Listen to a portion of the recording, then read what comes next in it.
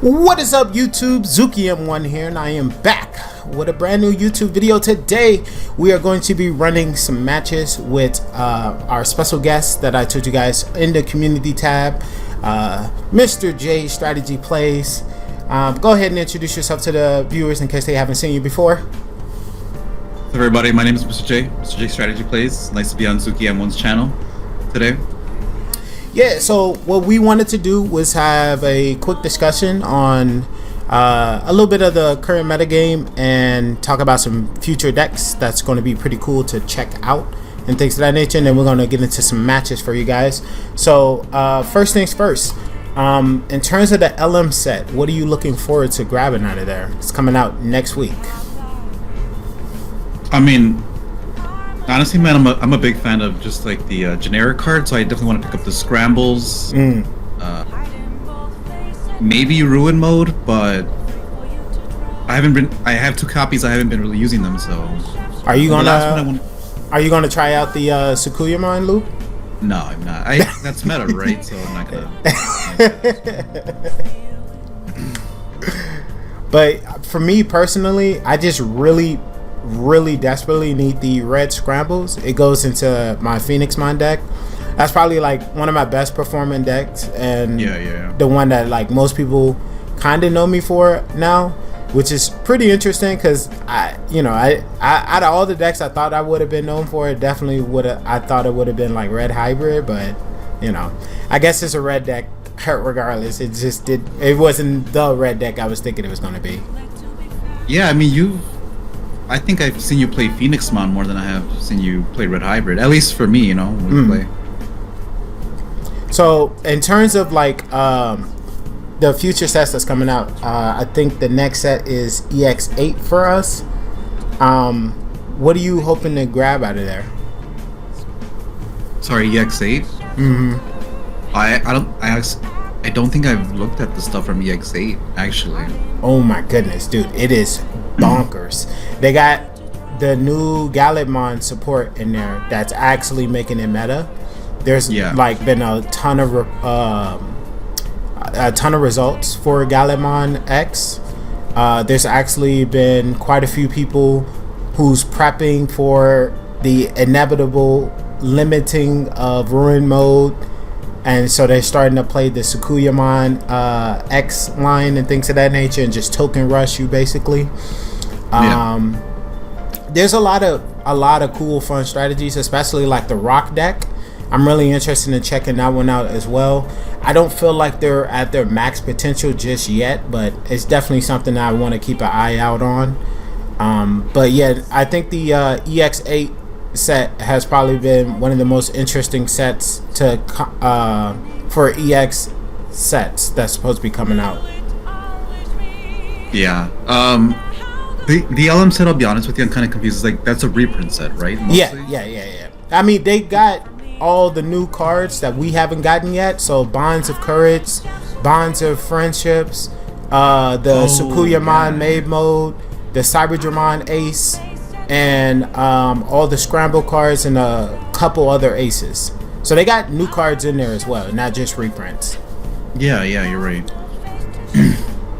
I wanted to ask, by the way, like, am I looking at the camera? Because you're looking at the camera. You're good. But okay, so what are some decks that you think are like really good right now, and what are like your predictions for an upcoming ban list? You know what, man? I was playing against Galaxy Mirage yesterday, and I think is it So and Kyle or whatever, the red dual tamer? That one needs to get hit for sure. People are talking about Jack Raid. I can see it getting hit, but at the same time, it's such a dead card early game. Yeah, that's true. I don't think it'll get hit, but I could be wrong. I mean, it's the same mindset with Blinding Ray, right? Blinding Ray is such an absurd card, but like there are certain points.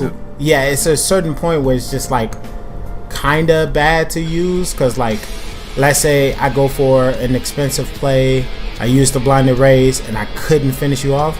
Now I'm at potential of being punished for doing something like that because I'm sacking my own security. Yeah, I mean, blinding ray doesn't have a security effect, right? So I guess that's one of the differences. But that's mostly what I hear complaints about. I haven't been really seeing complaints about ruin mode as much. We haven't gotten to the zukim1 loop just yet because the Talmon isn't out yet. When the Talmon comes out, then we got to deal with the ruin loops. Yeah. So I guess at that point it will be a problem. But I mean, people talk about the dual tamer for Imperial Dramon, but I think that would outright kill the deck, so maybe not hitting that one. My personal predictions is they can limit ruin mode to 1. That doesn't kill zukim1 at all. It just basically makes sure that they can't loop ruin mode, which is completely unhealthy for the game.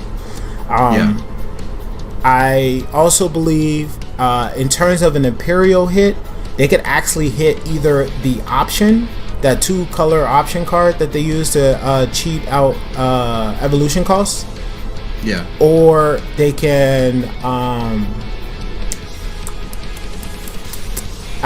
maybe like a choice restriction on something. I'm not exactly sure what. I don't want to like absolutely murder Imperial, right? But I don't want it to be as strong as it is, where the point where all you hear is complaints about the deck, right?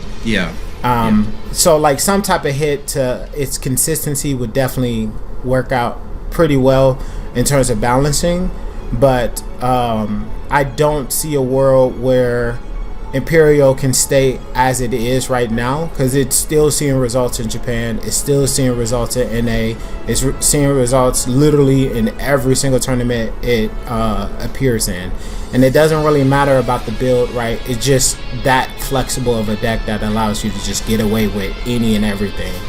Oh yeah, and say like I don't know, because we're BT19 already. Imperial came out BT16, right? That's when it was good. That's when it came out, and people were saying it wasn't meta BT16. It wasn't until BT17 that it really took off, and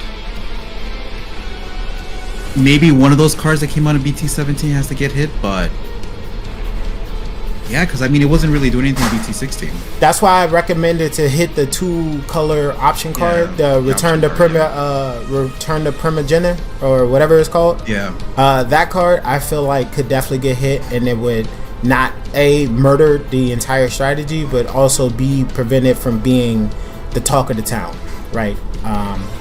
The dual tamer can definitely get countered really easy with just the right floodgate rookie. As you've seen, floodgate rookies have become super popular again. You got Gazi mons running around, you got Pillow mons running around, you got a lot of different floodgates for every single color now, so you can't just get away with stuff if people are properly preparing for these types of things. Like thinking outside of a local perspective and more on a nationals, regionals type of perspective, you're not going to just play like you would at your locals, right? You're going to bring the cards that's going to help you stop your opponent from being able to play the game and stuff like that. So I feel like those types of cards definitely play a lot bigger of a factor than a lot of people give it credit. But alright, I mean that's all I got for right now. You got any other opinions or thoughts on the current metagame or upcoming sets or anything? The other thing I wanted to talk about was like Magnum on X, because I think that one's also a problem, but I don't think, I was about to say Konami, I don't think Bandai is going to hit it since it's it's a money card, you know? I mean, you could have said the same thing about Apocalypse, right? Or Anubismon. Both of those were set sellers. Yeah, but Apocalypse, that was crazy. That was kind of a bunker. You know, Magnum on X is kind of like a slow burn. You know you're eventually going to get your ass whooped, but... Yeah, I feel like you need cards like Magnumon in the game, because truth be told, you can very much counter that card with a lot of different types of things that are in the game.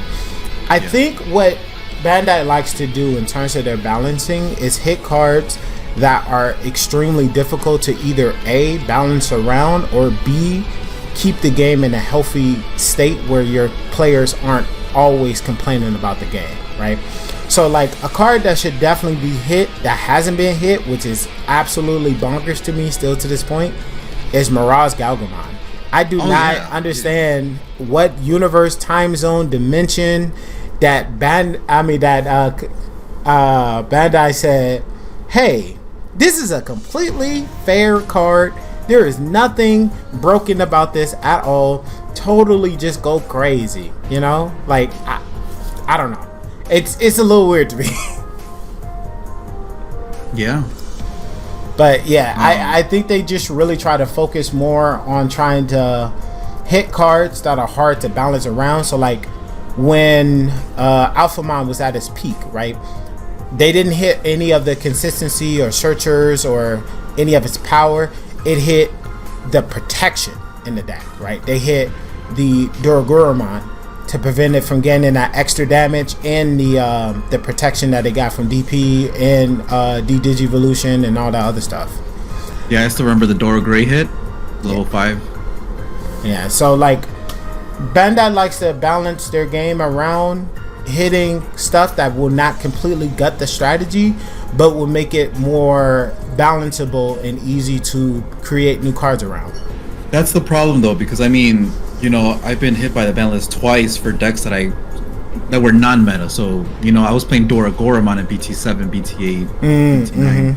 And it had, you know, they hit Dora Gray, which means I killed my deck and I couldn't play that deck anymore. Same thing with Angels. Angels are pretty good nowadays. Like I'm still a big fan of Angels, but having one TK from BT14 really sucks. And it's not because of Yellow Vaccine. It's or not because of Angels. It's because of, you know, Magnamon X. Yellow Vaccine. Yeah, I mean those are good points, but again, those are just generic yellow cards that you can just toss into anything, right? Yeah. And the same thing with the not Dorgurmon. That one is actually just a hit to the deck. Like that's not a generic black card that you can just put into any deck. That card was just really insane. It wasn't insane until BT9. That's the thing, right? Touche. They needed a good 6 to really utilize it, and then getting or you can also really helped a lot as well. Oh yeah. But if you're ready, I am definitely ready. So we're going to I'm going to transition my camera, guys, so we can focus on the playmat and look at their field and look at my field.